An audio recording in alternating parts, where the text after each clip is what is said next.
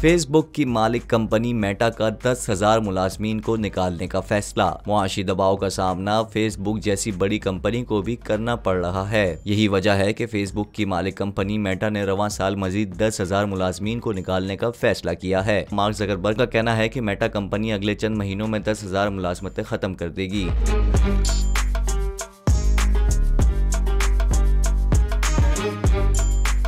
तफसीलात के मुताबिक ज्यादातर कटौतियों का ऐलान अप्रैल और मई में किया जाएगा और कुछ मामला साल के आखिर तक जारी रहेंगे और मुलाजमीन की कटौतियां मिडिल मैनेजमेंट सत्ता से की जाएंगी। वाज़ेह रहे कि मेटा कंपनी ने गुज़िश्ता साल नवंबर में भी 11,000 मुलाजमीन की कटौतियों का ऐलान किया था, क्योंकि कोरोना वबा के बाद दुनिया भर के मुआशी हालात में तब्दीली से मेटा कंपनी को भी सख्त मुआशी दबाव का सामना है।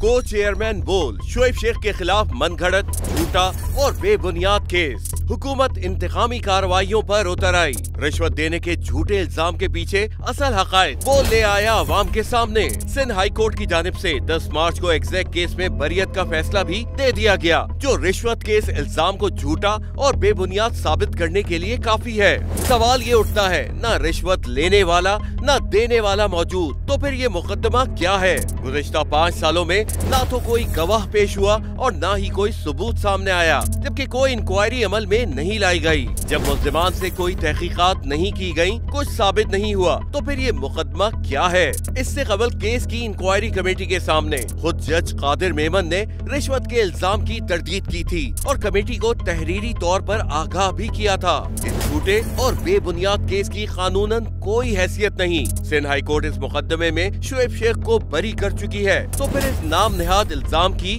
कानूनी हैसियत क्या है? बोल इंसाफ का मुंतजिर है।